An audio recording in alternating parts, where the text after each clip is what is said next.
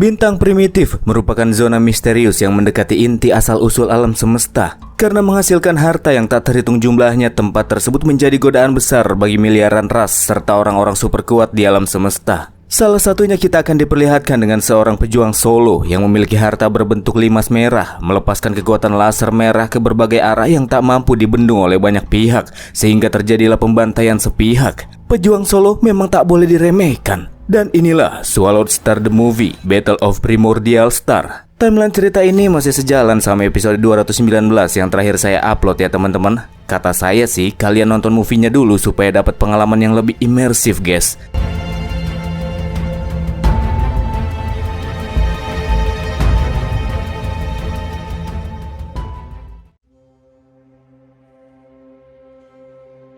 Kali ini kita akan dibawa menuju area luar bintang primitif. Di sana kita akan melihat pejuang utama bumi yang telah terbantai oleh pasukan aliansi perbatasan utara yang dikepalai sama Wu Guang, alien berkepala dua. Dua orang pejuang bumi yang masih hidup di sana percaya bahwa tuan mereka, Luo Feng, akan datang untuk membunuh mereka semua. Sambil nyiksa kedua pejuang tersebut, Wu Guang sama sekali nggak ngeri sama Luo Feng yang dianggap masih kayak anak ingusan yang masih belum hidup ratusan ribu tahun. Berniat melakukan eksekusi, musuh menggeprek tubuh keduanya. Tapi kok mereka berdua malah ngilang? Ternyata mereka lebih dulu diselamatkan oleh sang main cara, Bang Condet, yang sekarang udah gak ragu lagi membawa tubuh manusianya ke bintang primitif.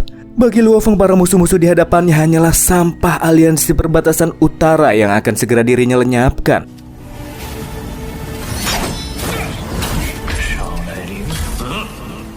Ketika kelompok musuh mulai melakukan pergerakan, Luo Feng mengaktifkan harta agung Sungai Sembilan Harimau. Harta jenis domain yang bisa menekan orang kuat dan langsung menghancurkan musuh yang lebih lemah. Dari sini Luo Feng pun mulai melakukan pembantaian. One hit, one kill. Menggunakan pedang mutiara pemotong, Luo Feng melibas musuh di level Universe Variable dalam satu kali tebasan. Padahal dia sekarang masih berada di level Immortal.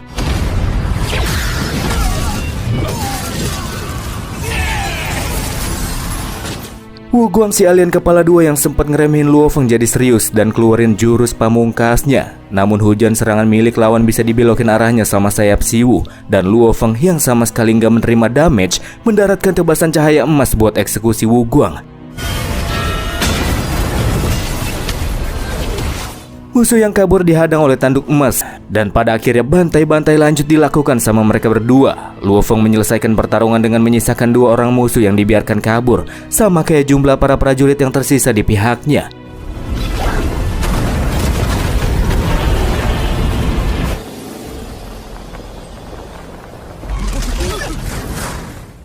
Pertarungan pun berakhir dan Luo Feng dapat banyak harta dari musuh-musuhnya.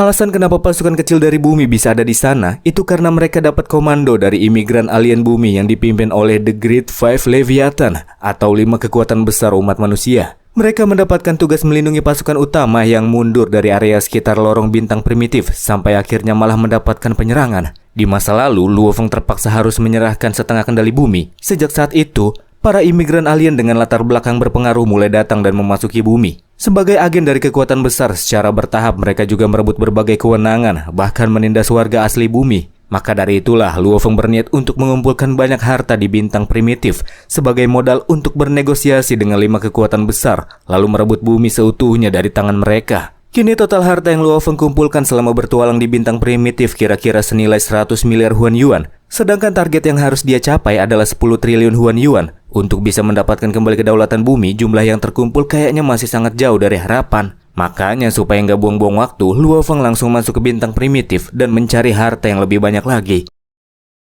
Mendarat di planet nomor 02801, Luo Feng melanjutkan pencarian harta menggunakan tubuh tanduk emas supaya gerakannya lebih satset. Di tengah perjalanan, tahu-tahu sayap si Wu bergetar, beresonansi dengan sebuah kekuatan yang berasal dari titik yang cukup jauh. Luo Feng yakin kalau itu berasal dari sayap si Wu lainnya yang dimiliki sama Venerable Tian Yang dari ras mesin yang sebelumnya sempat Luo Feng jumpai.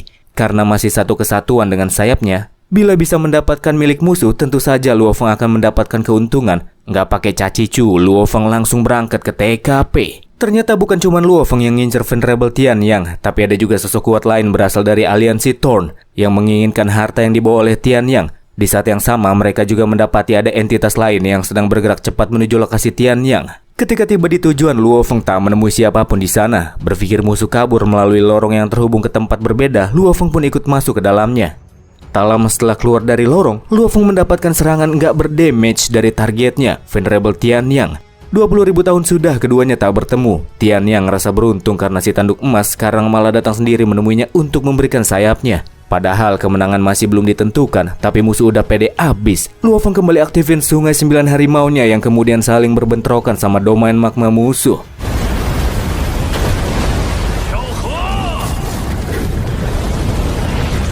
Duel tersebut ditonton sama NPC dari aliansi Thorn yang memantau situasi dari jauh, teman-teman. Setelah membenturkan sayap masing-masing dan menyebabkan efek ledakan, Tianyang yang pakai jurus pamungkasnya, Basuo, membuat tubuh tanduk emas diisolasi di sebuah ruangan yang semakin lama semakin menyempit.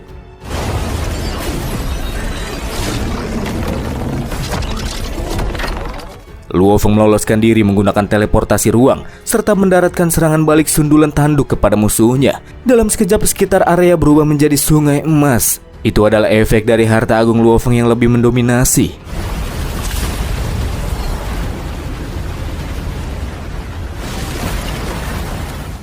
Melalui NPC yang lagi mantau duel tersebut, Lord of Fortress, Fan Nuo, dari aliansi Thorn tidak akan melewatkan kesempatan untuk mengambil harta yang dimiliki oleh Tianyang. Dia nggak akan membiarkannya diambil oleh tanduk emas. Setelah mendapati tanduk emas yang sudah jauh lebih kuat dari pertemuan terakhir kali, dan kini satu serangannya bisa menghancurkan sampai 1/5 tubuh dewanya, Tianyang yang merasa ngeri memilih untuk surrender dari duel yang nggak bisa dia menangin. Sementara Luo Feng yang nggak membiarkannya pergi menggunakan teknik pamungkasnya, I am the universe. Ketika musuh masuk ke dalam lingkup area alam semesta mini, musuh sama sekali tak bisa meloloskan diri. Dan pada akhirnya dia berakhir ketika Luo Feng menumbuknya dengan ratusan Sealing Star ditambah dengan sungai emas dari domain sungai 9 harimau.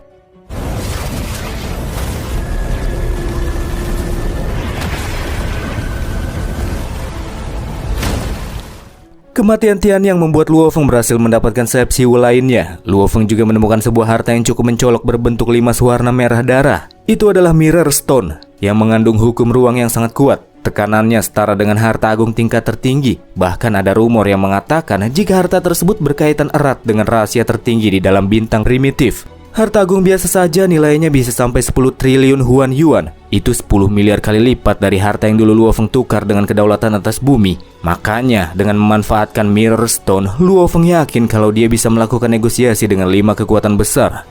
Dikatakan bahwa Mirror Stone itu muncul 20.000 tahun yang lalu dan memicu pertempuran besar dari berbagai ras. Namun pada akhirnya harta tersebut jatuh ke tangan Lord of Bloody Cloud Palace alias penguasa istana awan darah dengan watak yang aneh dan jahat. Dengan Mirror Stone, penguasa istana awan darah menjelajahi alam semesta tanpa hambatan. Terus pertanyaannya, kenapa harta itu bisa jatuh ke tangan Venerable Tianyang yang nggak kuat-kuat amat? Yo nggak tahu.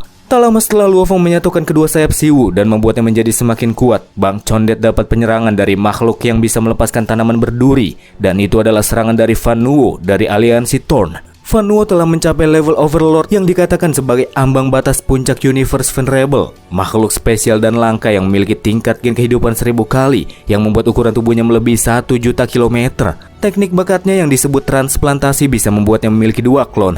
Dan sosok yang ada di hadapan Luo Feng sekarang adalah klon milik Fan Nuo, sementara tubuh aslinya ada di dalam istana terbang yang juga ada di sana. Fan Nuo saat itu nyuruh Luo Feng buat ngasih dia harta agung Mirror Stone kalau mau tetap hidup. Tapi Luo Feng langsung melakukan penolakan. Pertarungan Luo Feng kali ini kembali ditemani sama tanduk emas. Ketika musuh mencoba membungkus tubuh tanduk emas di dalam tanaman raksasa merambatnya, dia berhasil lolos ketika menunjukkan ukuran tubuh sejatinya yang gak kalah besar sama milik musuh.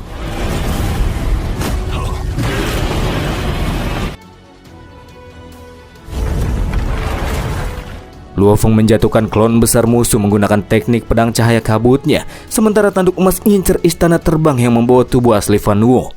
Sok keras tapi jadi kertas di hadapan Bang Condet, teman-teman. Baru sebentar gelut, tapi pas ngerasain betapa imbanya Luo Feng, dia pengen kabur. Sayangnya itu nggak memungkinkan. Sambil pakai teleportasi, Luo Feng cabik-cabik klon musuh sebelum akhirnya ditelan sama tanduk emas yang juga sekalian melepaskan semburan laser emasnya untuk menjatuhkan istana terbang Fan Nuo. Sempet jatuh sih, tapi sayangnya musuh masih bisa melarikan diri.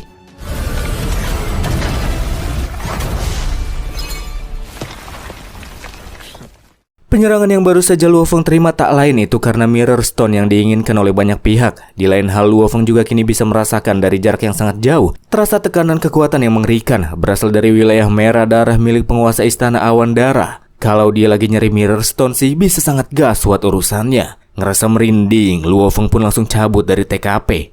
Kita akan berpindah ke wilayah aliansi perbatasan utara, lebih tepatnya di kediaman Lord of Galaxy yang sebelumnya sempat kita lihat bangkitin Fei Jing, teman-teman. Dan kali ini si Lord Galaxy ini kembali menggunakan teknik time reversal, memutarbalikan waktu untuk menghidupkan sekelompok pejuang yang sebelumnya dibabat sama Luo Feng. Contohnya si alien berkepala dua. Gara-gara Luo Feng membunuh alien tersebut dengan satu kali serangan, mereka sampai-sampai ngira kalau Bang MC itu udah di level Universe Overlord. Begitu mengerikan. Cuma butuh 20.000 tahun baginya naik dari Immortal ke Overlord. Demi menghindari korban jiwa lainnya, mulai dari sini Lord of Galaxy memerintahkan kepada seluruh anggota aliansi perbatasan utara untuk menghindari pertarungan melawan Luo Feng.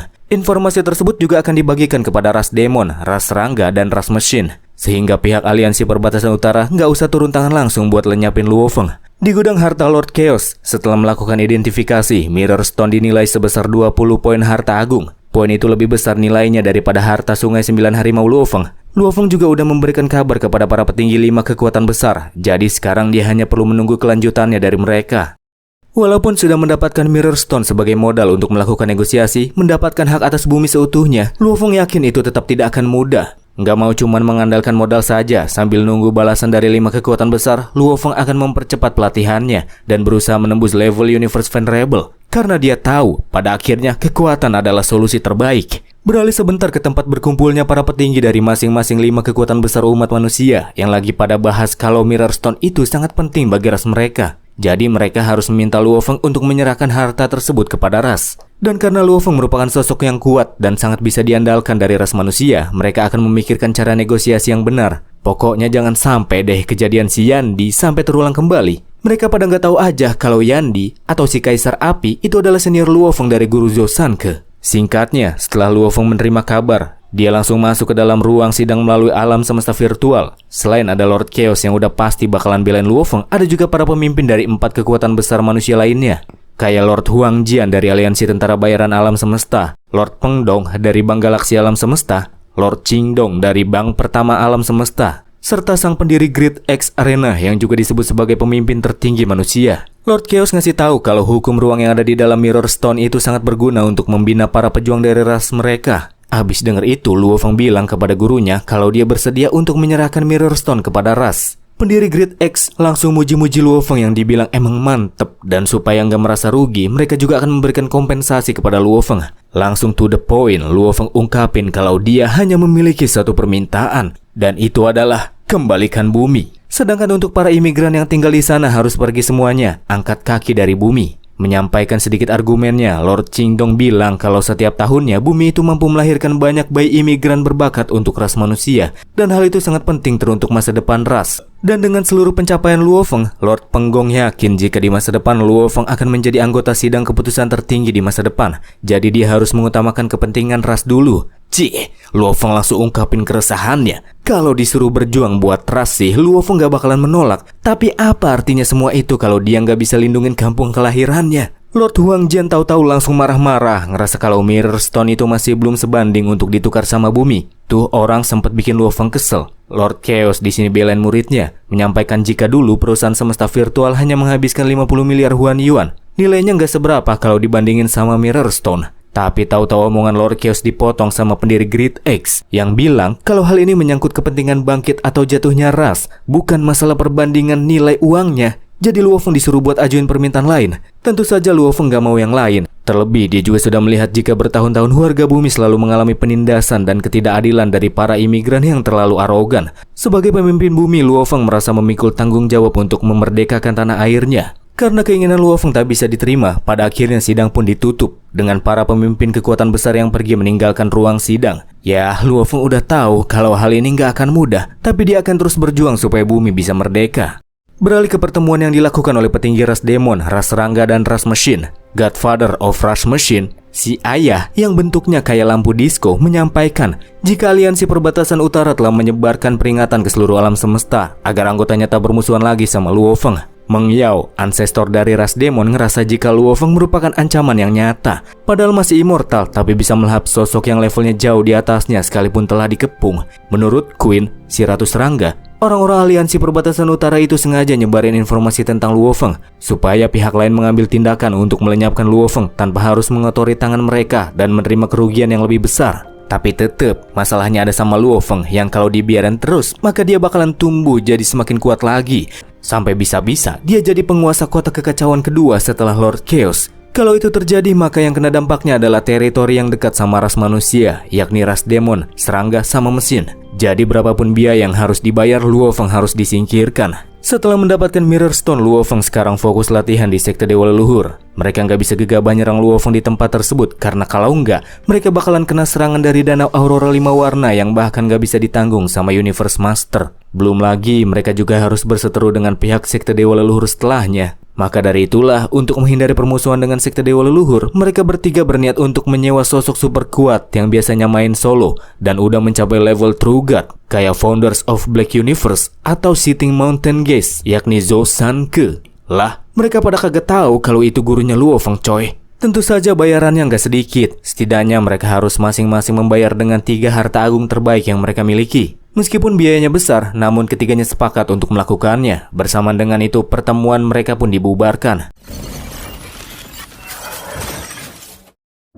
Kembali ke Luo Feng, setelah dia ditolak dan ngerasa kesel abis, dia langsung semedi buat nenangin diri. Lalu mempercepat pemahaman jalan dewa binatangnya, hingga akhirnya berhasil menembus level Universe Venerable. Setelah kekuatannya meningkat, Luo Feng yang sekarang sudah bisa mengendalikan harta tertingginya, Menara Bintang. Luo Feng dengan paksa ngeluarin semua orang yang lagi grinding di Menara Bintang, lalu mengecilkannya, makin mengecil, sampai akhirnya hilang entah kemana. Ketika Menara Bintang menghilang dari LAN, pembahasan terkait hal itu auto jadi trending topik yang juga sampai dibicarakan oleh pihak anggota Konferensi Agung Manusia. Mereka bertanya-tanya sebenarnya siapakah orang yang telah memperoleh harta tertinggi tersebut. Semua ras heboh, semua ras geger. Tak ada satupun dari mereka yang tahu jika harta tersebut diperoleh sama Luo Feng yang sekarang sudah sanggup untuk melindunginya. Tubuh manusia Luo Feng memang lagi latihan di sekte Dewa Leluhur, tapi dia masih punya tubuh lain yang bisa mengarungi alam semesta. Tujuan Luo Feng kali ini adalah mencari plat logam terakhir yang diwarisin sama gurunya, supaya bisa mempelajari kitab 9 bencana volume terakhir,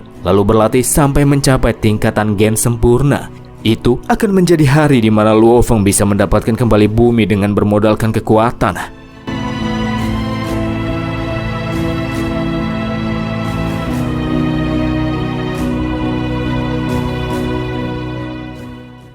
Tanduk emas Luo Feng akhirnya kini telah sampai di tempat di mana plat logam terakhir berada. Setelah memasuki area daratan yang dipenuhi oleh kabut merah darah, detektor tidak berfungsi dengan benar, membuat posisi Luo Feng sekarang jadi terputus dari dunia luar. Ketika merasakan adanya kekuatan aneh di sekitarnya, tanduk emas langsung turun dari pesawat, lalu menggunakan sungai 9 harimau untuk melanjutkan perjalanannya. Luo Feng percaya sama aja kayak yang sebelum-sebelumnya. Guru Zhou Sanke pasti udah nempatin semacam ujian yang harus dilalui dahulu sebelum bisa mendapatkan plat logamnya, ujian yang berbahaya dan mematikan. Tak lama setelah mengarungi dataran kabut darah, Luo Feng dihadapkan dengan sebuah istana besar yang aneh, dan dia bisa merasakan adanya panggilan dari plat logam dari dalamnya. Dari tulisan yang terdapat di depan bangunan didapati jika bangunan tersebut merupakan istana awan darah. Pemiliknya merupakan sosok super kuat di masa lalu yang tiba-tiba menghilang tak kemana. Dulu penguasa Istana Darah pernah membunuh beberapa Universe Master dan tak terhitung jumlahnya Universe Venerable yang telah dihabisi. Dengan kekuatan yang sekarang, udah pasti Luo Feng bukanlah tandingannya. Terlebih katanya dia juga orang aneh yang dimusuhin banyak pejuang dari berbagai ras. Bersama dengan munculnya tekanan kekuatan mengerikan, muncul pula sosok pejuang yang keluar dari balik Istana Awan Darah, serta sebuah tebasan yang langsung bikin tubuh tanduk emas terbelah. Walaupun bisa kebentuk lagi sih. Dia adalah sang penguasa Istana Darah yang kata dia sih, dia itu udah menantikan kehadiran Bang MC teman-teman. Makhluk super kuat itu bergerak dengan kecepatan super sampai Luo Feng gak sadar tubuhnya udah kena cabik-cabik sebelum akhirnya dibuat terhempaskan cukup jauh.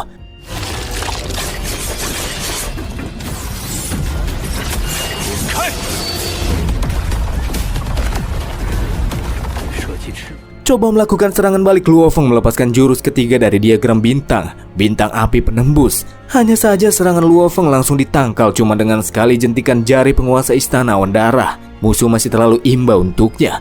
Tak memberinya ampun, penguasa Istana Awan Darah membentuk pusaran darah yang menjulang tinggi ke langit.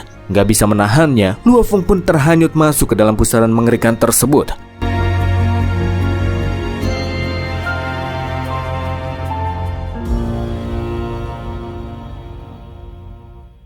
Kita akan langsung dipindahkan ke sekte Dewa Leluhur, tempat di mana Luo Feng lagi berkultivasi. Kesadaran Babata yang sempat ikut bertualang tiba-tiba terbangun di sana. Dan anehnya di sini Luo Feng tahu-tahu udah dapat plat logam yang menyempurnakan kitab 9 bencananya. Babata bertanya-tanya sebenarnya apa yang telah terjadi di Istana Awan Darah. Sampai-sampai Babata tiba-tiba dilempar dari sana. Padahal tanduk emas nggak berkutik ngelawan penguasa Istana Awan Darah. Lalu bagaimana bisa Luo Feng dapat plat logamnya? Bukannya ngejawab, Luo Feng malah senyum. Waktu pun terus berlalu. Luo Feng memfokuskan diri untuk menjalani pelatihan. Setelah dia menguasai ajaran dari kitab 9 bencana yang terdapat di dalam plat logam Dewa Api, tubuh manusia bumi Luo Feng kini telah mencapai tingkat gen sempurna, sama kayak tanduk emas dan Youhai. Ukuran tubuh dewanya yang sekarang juga bisa menandingi tanduk emas. Jadi Luo Feng gak perlu lagi tuh khawatir sama kekuatan dewanya ketika dia lagi menggunakan tubuh manusia. Dengan begini, maka mulai dari sekarang, sosok Universe Master biasa gak akan bisa ngelukain Luo Feng yang padahal baru mencapai Universe Venerable. Dan waktu-waktu pun terus berlalu. Ceritanya, kisah tentang Luo Feng yang masuk ke bintang primitif kini juga jadi perbincangan menarik di kota aliansi manusia. Mereka pada nggak nyangka kalau Luo Feng yang sekarang udah jadi sangat kuat, sampai-sampai ras demon, ras mesin, sama ras serangga dengan terang-terangan ingin mengambil nyawanya. Sebagai sesama ras, mereka jadi pada bangga sama keberanian Luo Feng. Sementara itu si ayah dari ras mesin mendatangi seorang cewek, meminta bantuannya untuk membun-bun seseorang dengan bayaran 6 harta agung terbaik. Dan targetnya siapa lagi kalau bukan Luo Feng? Luo Feng yang terkenal itu sekarang lagi ada di sekte Dewa Leluhur. Sebagai bagian dari sekte yang sangat dihargai, membun-bunnya di inti wilayah sekte tersebut, maka mereka harus menanggung biaya yang besar. Belum lagi akan ada hukuman dari sumber alam semesta. Makanya cewek itu minta supaya si ayah melipat gandakan bayarannya. Dengan begitu cewek itu berjanji kalau dia bukan hanya akan membun-bun tubuh manusianya saja, tapi juga akan menghabisi semua klon-klonnya dengan menggunakan teknik aliran ilusi, meresap ke dalam jiwanya lalu menghancurkan seluruh tubuh dewanya. Makhluk mengerikan dengan temperamen aneh yang bisa berganti wujud ini adalah sosok terkenal di alam semesta asli, berada di level True God. Dia disebut sebagai False True Demon God.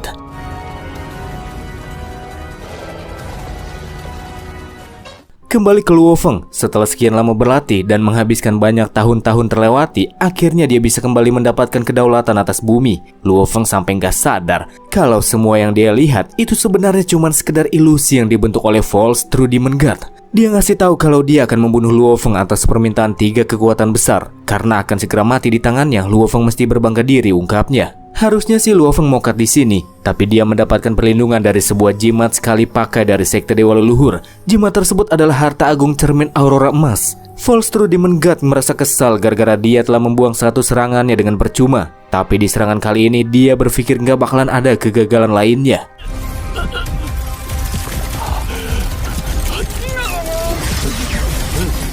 Serangan ilusi yang dipenuhi tentakel mengerikan itu mulai mengikis jiwa Luo Feng. Namun sebelum benar-benar hancur, muncul sebuah kekuatan yang berhasil menghancurkan ilusi dan memberikan pertolongan kepada Luo Feng. Dan itu adalah Two-Face Ancestral God, leluhur berwajah 2 dari sekte Dewa Leluhur. Luo Feng yang berhasil diselamatin juga baru tahu kalau yang pengen ngebun-bun dia itu bukan Universe Master, tapi True God. Leluhur berwajah 2 nyuruh False True Demon God buat pergi dari sana kalau nggak mau kena masalah. Sama sekali nggak ngerasa ngeri, musuh malah ketawa, menunjukkan dirinya dan berkata jika banyak pihak mungkin takut sama sekte Dewa Leluhur, tapi dia sama sekali nggak takut. Sang leluhur yang murka mengganti wajah, lalu mengaktifkan danau aurora 5 warna untuk menyerang sang penyusup. Kekuatan danau tersebut membentuk bila pedang raksasa yang turun dari langit. Tapi musuh bisa menahannya dengan energi hitam kemerahan yang begitu pekat. Seraya berkata, jika hari itu dia akan menghabisi Luo Feng dan tidak akan ada satupun orang yang bisa menghalanginya.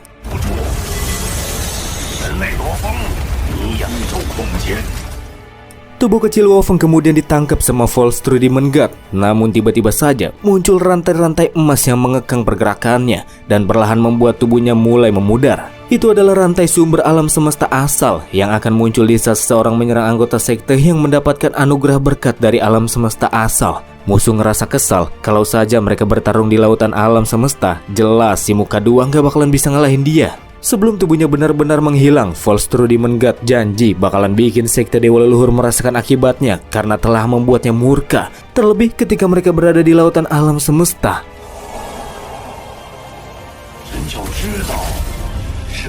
Luo Feng yang selamat langsung membungkuk berterima kasih sama si leluhur yang udah selamatin dia. Nggak pakai basa-basi, leluhur langsung nawarin Luo Feng buat setia kepada sekte Dewa Leluhur, masuk ke dalam anggota inti dan menjabat kekuasaan di sana.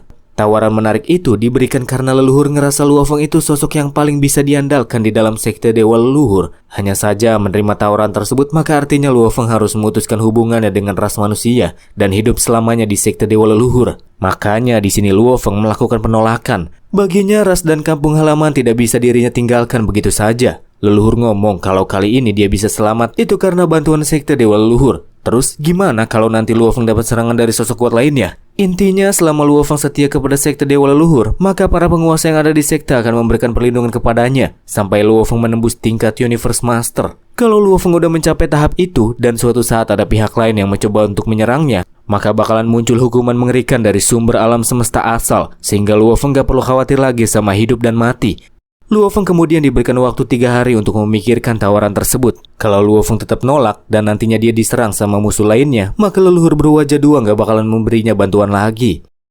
Kejadian menegangkan yang hampir membunuh Bang MC justru malah memberinya inspirasi, di mana dia gak perlu bergantung sama perlindungan pihak lain. Cukup menangkan saja satu pertarungan besar dan buat dunia percaya bahwa Luo Feng telah menjadi Universe Master, maka semuanya akan selesai. Kalau Luo Feng melakukan itu, bukan hanya dia akan membuat musuh jadi gentar, tapi juga akan memberikan pembuktian kepada rasnya bahwa Luo Feng telah memiliki kekuatan untuk bisa kembali merebut bumi. Supaya aman dari serangan dalam, Luo Feng menggunakan menara bintang sebagai perlindungan jiwa, dan ini adalah waktunya untuk beraksi. Di tempat lain, Meng Yu kesel sama ayah mesin, gara-gara false truth di Mengat yang katanya turun tangan langsung masih nggak bisa juga menghabisi Luo Feng. Ayah cuman bisa bilang kalau semua itu gara-gara perlindungan dari sekte Dewa Leluhur. Tapi nang-nang saja menurut ayah. Karena naik ke Universe Master itu biasanya butuh puluhan juta tahun. Makanya mereka masih bisa menambah harga sayembara buat menghabisi Luo Feng. Sebelum mencapai Universe Master, Luo Feng pasti bakalan ngabisin waktu dengan bersembunyi menurut mereka.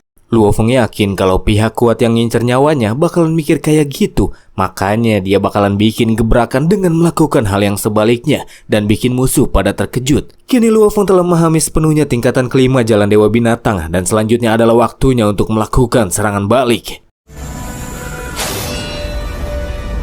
Di bintang primitif nomor 02933 terjadi bentrokan memperebutkan sebuah harta dengan Venerable Tianhua yang berhasil mendorong mundur lawannya dari ras mesin. Ini target cocok nih buat Bang Condet. Venerable Tianhua ini sosok terkuat nomor 2 ras Tianlang setelah Lord Tianlang itu sendiri. Dia juga muridnya Ancestor Meng Yao sama Lord Tianlang. Kekuatannya berada di puncak Universe Overlord. Dia juga telah berkali-kali menyerbu wilayah manusia untuk merampok harta. Bahkan pernah menyusup ke semesta virtual untuk mencuri data bumi. Pas lagi pada yaping-yaping, Luo Feng tahu-tahu muncul dan ngeluarin sungai 9 harimau. Dua pejuang dari ras mesin kabur, sementara Venerable Tianhua tetap santuy di sana. Dan itu malah menjadi duel yang disaksikan oleh beberapa pejuang yang ada di sana. Tapi mereka nggak mau terlibat di dalamnya. Tianhua yang pengen buktiin kalau Luo Feng itu nggak usah ditakutin pun maju, menyerang dengan dua macenya. Tapi cuma dengan sentuhan pedang santai, musuh langsung kedorong mundur. Sebelum akhirnya melepaskan tebasan cahaya emas yang bikin musuh terdorong mundur. Satu tebasan udah bikin 11% tubuh Dewa Tianhua lenyap. Apa jangan-jangan Luo Feng ini udah di level Universe Master pikirnya. Ngerasa ngeri, dia pun mencoba untuk melarikan diri. Tapi nggak bisa. Luo Feng langsung cabik-cabik Tianhua, membelah-belah tubuhnya dan boom.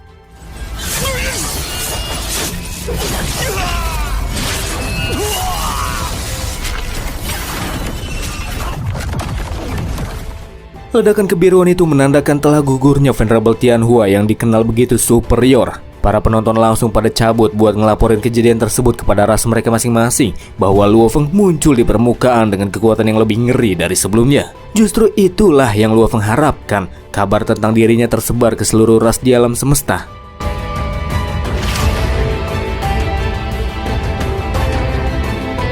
Setelah mendengar kabar tentang kematian muridnya, Meng Yu merasa sangat kesal sama Luo Feng yang dengan begitu jelas mencoba memprovokasinya. Padahal Venerable Tianhua itu udah ada di puncak Overlord, tapi dia bisa kalah sama Luo Feng.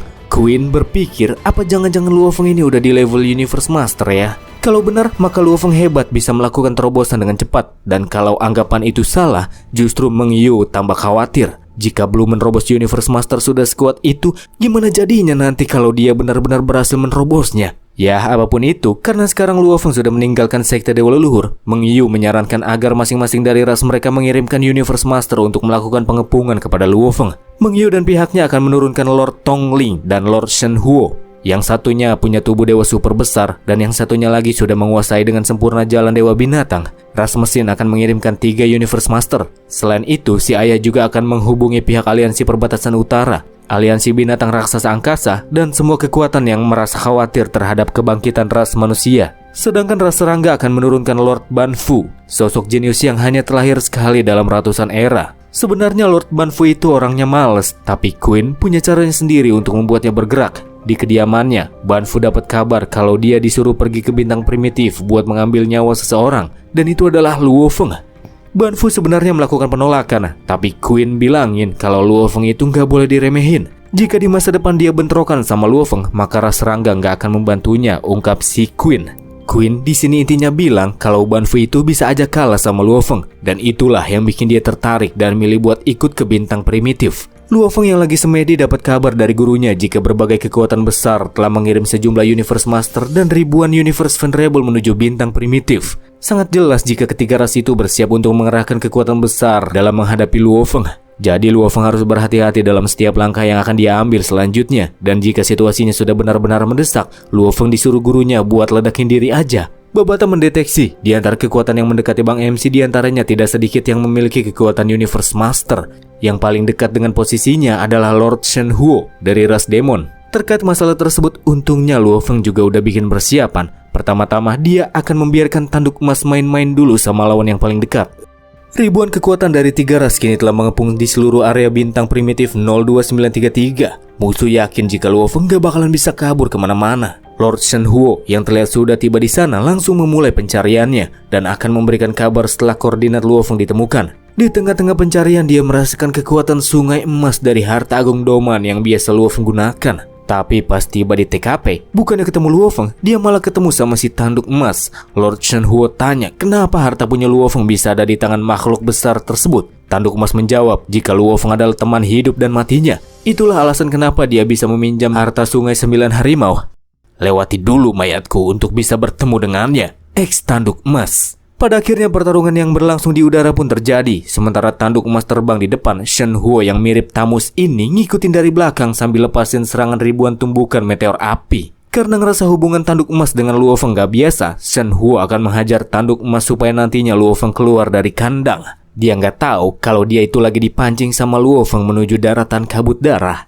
Tamus yang ngejar sampai nggak sadar kalau dia udah dibawa tepat di depan bangunan istana awan darah. Segera setelah itu dia langsung laporin ke atasannya telah menemukan jejak dari penguasa istana awan darah. Ketiga petinggi ras nggak nyangka kalau sosok aneh dan tukang bantai itu bakalan muncul lagi. Luo Feng dan penguasa istana awan darah muncul bersamaan. Apakah itu cuma suatu kebetulan ataukah ini semua settingan?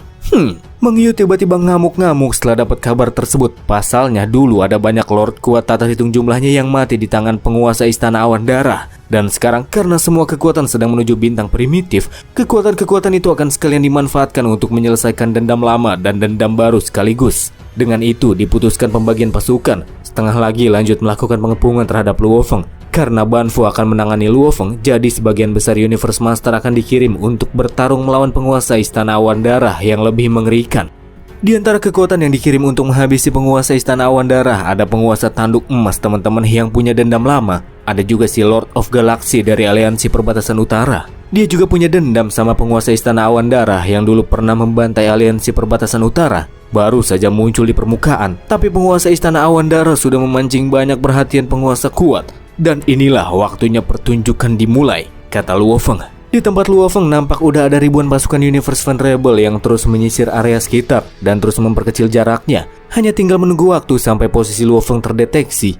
Namun sebelum dikepung musuh, pertama-tama Luo Feng akan mematahkan tulang musuh satu persatu dulu. Sekelompok pasukan ras demon mendapati posisi Luo Feng 50 juta kilometer dari mereka. Kirain masih jauh. Tahu-tahu Luo Feng udah ada di depan mereka dan memulai serangannya. Luo Feng di sini pakai tubuh Mosa teman-teman. Gara-gara dia pakai skill domain teleportasi, musuh jadi nggak bisa ngebaca posisinya yang bisa hilang secara tiba-tiba. Padahal lagi ada di bintang primitif yang punya batasan teleportasi, tapi Luo Feng nampak bisa menggunakan kemampuan itu sesuka hatinya. Musuh jadi makin yakin kalau Luo Feng tuh udah mencapai level Universe Master. Tapi menurut mereka, tetap aja Luo Feng gak bakalan kuat untuk menghadapi pasukan yang berjumlah ribuan orang. Ketika blokade ruang yang Luofeng gunakan untuk menutupi titik koordinatnya mulai melemah, di saat yang bersamaan muncul sebuah kekuatan setingkat Universe Master lainnya, dan suara tidak dikenal yang berkata jika sosok tersebut nggak menyangka murid dari Lord Chaos bisa memancing pengepungan berskala besar. Sosok Universe Master tersebut kemudian menunjukkan dirinya, namun dia bukanlah musuh, melainkan sosok senior dari ras manusia yang dikirim oleh Lord Chaos untuk memberikan bantuan kepada Luofeng. Namun dia hanya bisa membantu menghilangkan gangguan ruang dan waktu saja, bukan dalam hal bertarung. Jadi tetap, apakah Luofeng bisa terbebas dari pembantaian ataukah tidak, semuanya akan bergantung pada kemampuannya sendiri. Setelah Luofeng dapat bantuan, ruang dan waktu di bintang primitif tiba-tiba mulai terganggu, sehingga titik koordinat Luofeng jadi tak bisa terbaca dengan tepat. Musuh yakin kalau Luofeng mendapatkan bantuan dari aliansi manusia. Namun ayah sama sekali tak merasa risau, karena mereka masih bisa menentukan posisi Luofeng melalui jalur pergerakannya yang telah dikunci dalam radius 50 unit kosmik. Dan walaupun pasukan sudah dibagi menjadi setengahnya, tetap saja Luofeng harus menerima pengepungan dari 9.000 pejuang Universe Venerable. Jadi ketika jarak pengepungan semakin menyempit, Luofeng tidak akan bisa lari kemana-mana lagi. Di beberapa lokasi bintang primitif, kita akan diperlihatkan dengan setengah pasukan yang kebanyakan Universe Master yang sedang melakukan pencarian menemukan sang penguasa istana Awan Darah, gara-gara posisi istananya yang selalu berpindah-pindah dengan begitu cepat. Di waktu yang bersamaan, Luofeng masih berada di mode bantai-bantai pasukan musuh yang berada di dekat dengannya. Luofeng nampak menunjukkan sisi beringasnya, memotong-motong musuh satu hit dengan mata memerah, sama kayak julukannya di masa lalu, The Crazy Luofeng.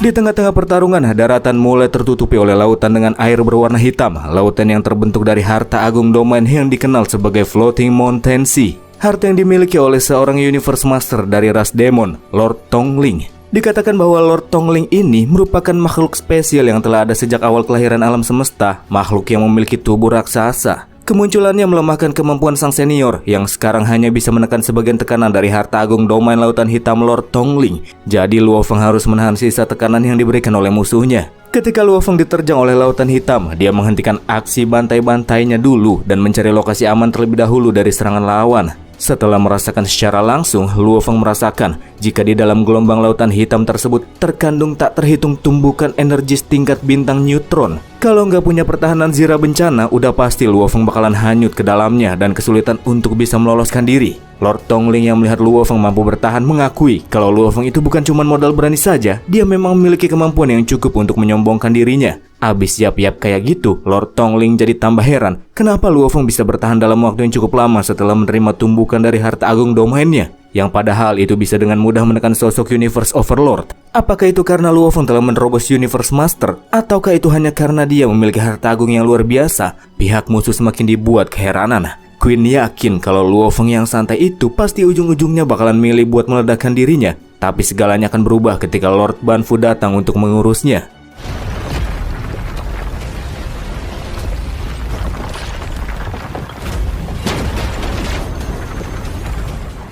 Orang yang dibicarakan akhirnya muncul di hadapan Luofeng, Lord Banfu, cewek serangga yang cukup tertarik sama Luofeng karena jadi target incaran 3 ras puncak. Sampai saat itu dia juga bahkan telah membunuh lebih dari 800 Universe Venerable yang dikirim oleh pihak musuh. Karena mereka datang mengusik, maka pantas buat dibasmi, kata Luofeng yang sama sekali nggak ngeri sama Universe Master di depannya. Banfu tiba-tiba curhat tentang rahasianya. Jadi kata cewek serangga ini, dia tuh udah diam-diam meninggalkan rasnya dan bergabung sama aliansi perbatasan utara, dan tujuannya datang ke sana adalah untuk merekrut Luofeng serta garis keturunan bumi bergabung ke dalam aliansi perbatasan utara. Banfu tahu kalau warga bumi itu selama ini selalu ditindas sama ras manusia yang bukan berasal dari bumi. Dia juga berjanji jika aliansi perbatasan utara bersedia sepenuhnya akan membantu merebut kembali bumi. Luofeng tiba-tiba terdiam mendapatkan penawaran tersebut. Apakah dia mulai goyah dengan pendiriannya?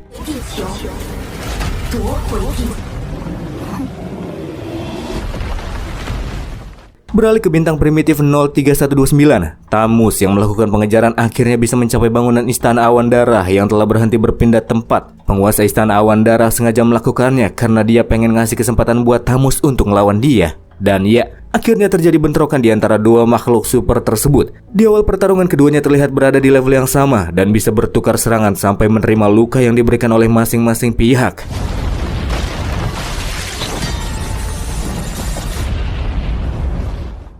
Luo Feng yang sempat terdiam di tengah perang ternyata bukan karena dia merasa goyah, melainkan karena musuh pakai teknik pengendalian jiwa buat ngendalin Luo Feng. Tapi cara itu gagal ketika Luo Feng berhasil mematahkannya.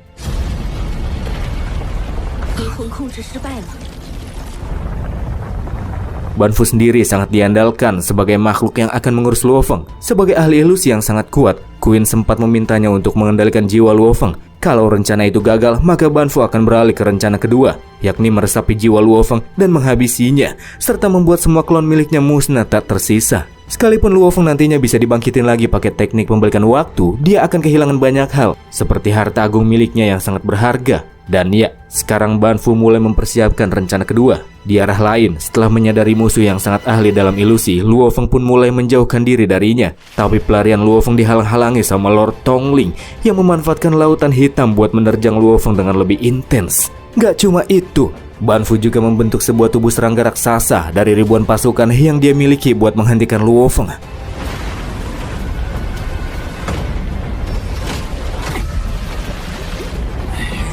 Ketika hampir menerima serangan tinju dari serangga raksasa, Luo Feng terpaksa melakukan perlawanan. Menggunakan pedang mutiara pemotong, Luo Feng menunjukkan sebuah teknik rahasia pamungkas Universe Master yang sebelumnya sempat dia buat, tebasan cahaya emas.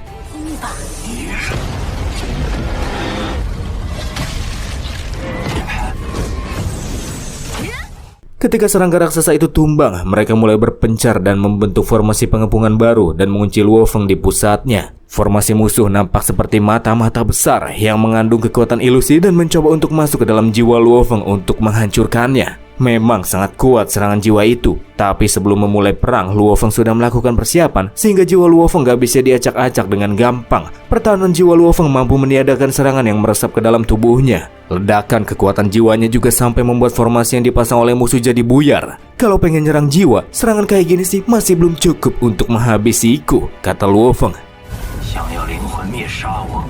Balik ke duelnya penguasa Istana Awan Darah lawan Tamus. Semakin lama baku hantam terjadi, semakin terlihat pula jika penguasa Istana Awan Darah lebih mendominasi. Beberapa kali sudah Tamus kena serangan berat dan dia nggak bisa ngasih damage berarti buat lawannya.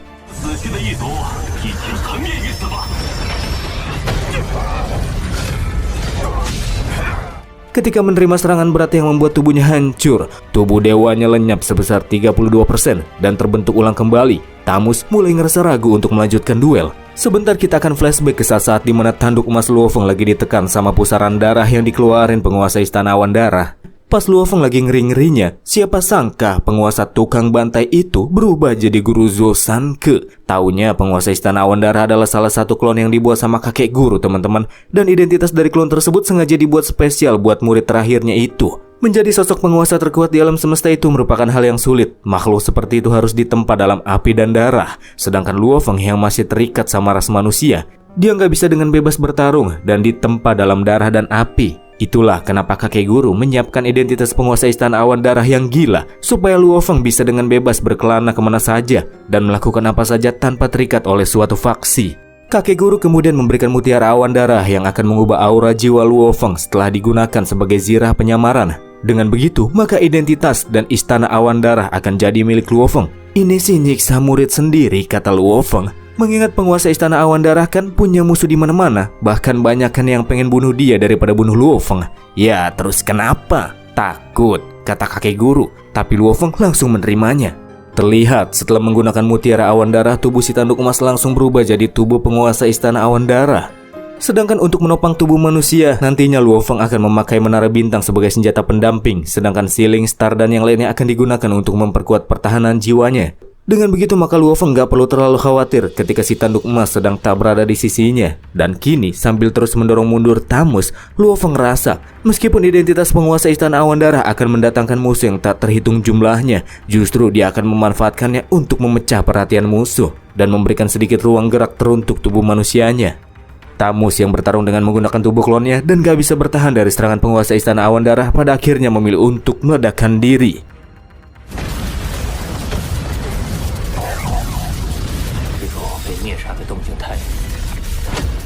Karena keributan dari duel tersebut terlalu besar, selanjutnya akan ada lord-lord kuat dari berbagai ras yang pasti akan datang ramai-ramai untuk menghadapi penguasa Istana Awan Darah. Ketika menjauhi tempat yang menjadi pertarungan, Luo Feng sebagai penguasa Istana Awan Darah di tengah jalan malah digap sama si Lord of Galaxy. Kalau yang satu ini kayak Hylos, teman-teman. Hylos masih mengingat jika dulu penguasa Istana Awan Darah di hadapannya telah membantai aliansi perbatasan utara, dan dia nggak bisa menghukum si tukang bantai itu dengan tangannya sendiri. Makanya sekarang dia datang untuk melakukan pembalasan. Walaupun Luo Feng gak tahu apa-apa tentang kejadian masa lalu itu, tapi dia akan coba adu serangan lawan Hylos yang punya harta agung Kun Ye, sebuah tombak harta agung puncak terbaik yang dia miliki. Itu nunjukin betapa seriusnya dia buat balas dendam. Kalau ngomongin soal kedudukan di alam semesta, si Hylos ini gak kalah dari Lord Chaos. Makanya di sini Luo Feng pengen ngeliat seberapa jauhkah kesenjangan dirinya dan sosok Universe Master tingkat puncak itu. Luo Feng melepaskan serangan terbaik yang bisa dia keluarkan. Begitu pula dengan musuh. Ketika kedua kekuatan bersinggungan, ledakan super bombastis pun terjadi.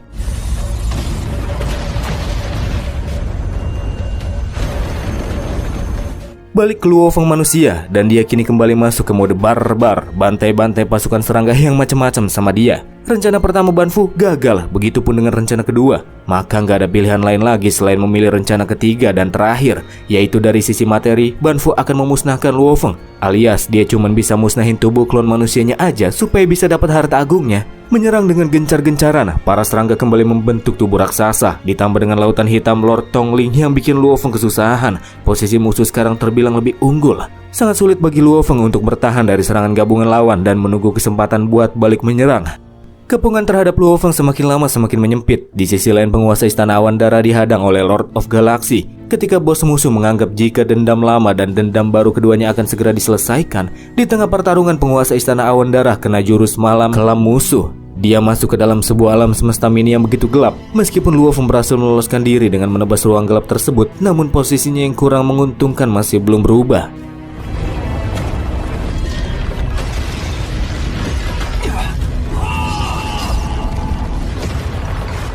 Hylos pada akhirnya ngeluarin jurus ultimatumnya, menggabungkan hitam dan putih, cahaya dan bayangan, menjadi sebuah serangan tebasan, River Under the Night. Walaupun koreonya satu gerakan, tapi serangan yang terbentuk nampak seperti sungai berisikan serangan tak terhitung jumlahnya, yang mampu melibas apapun yang menghalangi jalannya.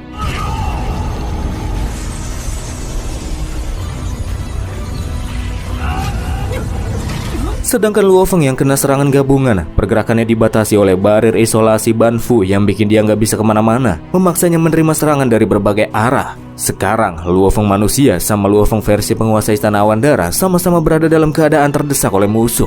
Lebih dari itu, pas penguasa Istana Awan Darah lagi nahan jurus ultimatumnya Hylos, muncul para Universe Master lain yang bergerak ke posisinya dengan niatan serupa, balas dendam. Mereka pada ikut-ikutan menyerang dari jarak jauh.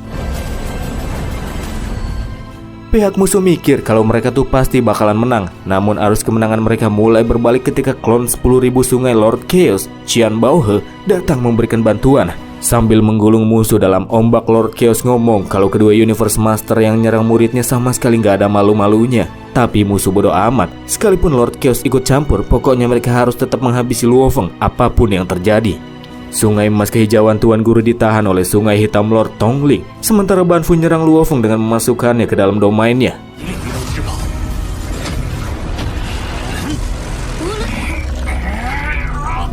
Di sana Luo Feng terhimpit oleh tubuh para serangga. Pas posisi pengepungan telah menyempit dan musuh masuk di area jarak serang, Luo Feng langsung mengambil tindakan. Kekuatan hukum emas dan ruang pun disatukan, membuat dunia yang dibentuk oleh Ban Fu mulai bergetar.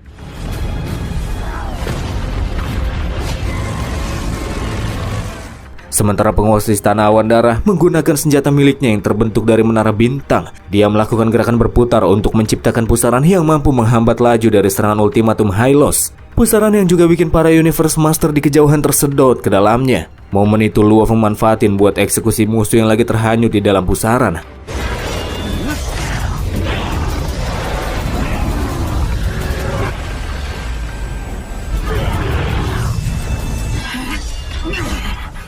Di tempat pengepungan, musuh mulai kebingungan ketika langit tiba-tiba menjadi gelap bersama dengan ribuan Universe Venerable yang melakukan pengepungan ikut tersedot ke dalamnya. Lord Tongling pun tertawa, yakin kalau ini pasti merupakan ulah Lord Ban Fu, karena itu adalah teknik rahasia pamungkas Universe Master. Tongling ngucapin selamat karena Ban Fu berhasil membuat teknik rahasia pamungkas Universe Masternya sendiri, padahal mah bukan cewek serangga itu yang melakukannya, melainkan Luo Feng. Tak lain tak bukan, itu adalah I Am The Universe. Merasakan adanya bahaya setelah masuk ke sana, ribuan musuh pun mulai melancarkan serangan serentak kepada Luo Feng. Tapi Luo Feng dengan mudah menghindar semuanya. Itu karena dia berada di alam semesta mini buatannya, yang bikin dia jadi dapat buff. Luo Feng juga dengan mudah membabat banyak dari mereka dalam satu kali tarikan. Ban Fu sambil kepanikan tahu-tahu ngomong kalau di sana tuh ada sekitar 6.000 Universe Venerable dari 3 ras. Biaya untuk bangkitin mereka itu sangat besar.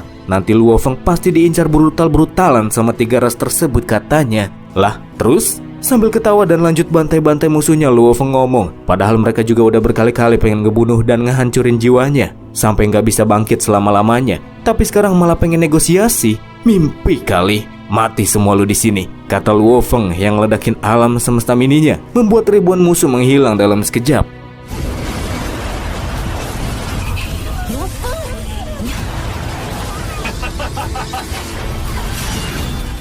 Luo Feng kemudian mempersiapkan sebuah jurus tebasan pedang cahaya teruntuk Lord Ban Fu yang coba menahannya dengan membentuk serangan dari para pasukan serangganya. Dan adu bentrokan serangan tersebut dimenangin sama Luo Feng lagi, sehingga pasukan serangga yang dibawa sama Ban Fu juga ikut lenyap semuanya.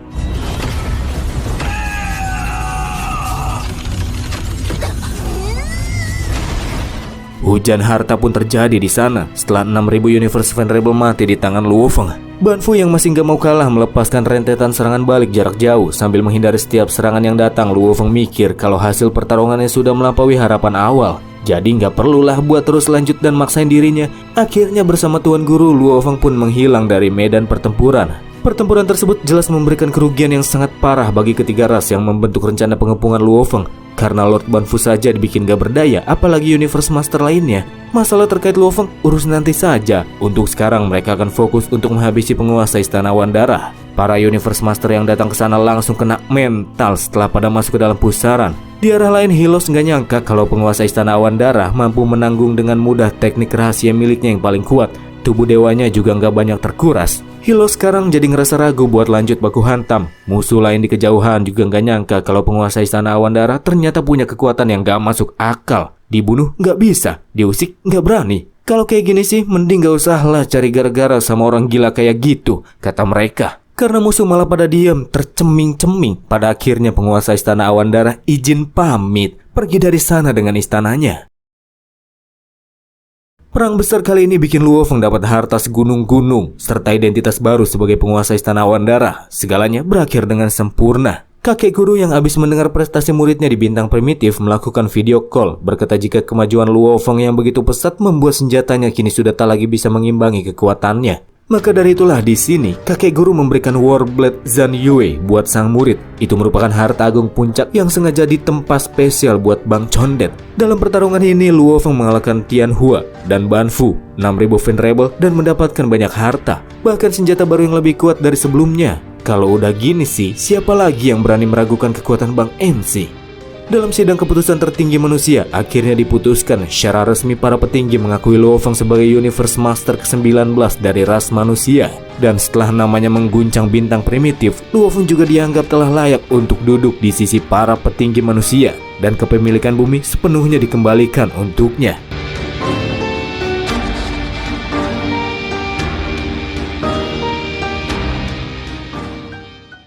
Setelah keputusan sidang dibuat, Luo Feng mengeluarkan perintah bagi para imigran alien yang menguasai sumber daya bumi buat hengkang dari bumi dalam waktu 3 hari.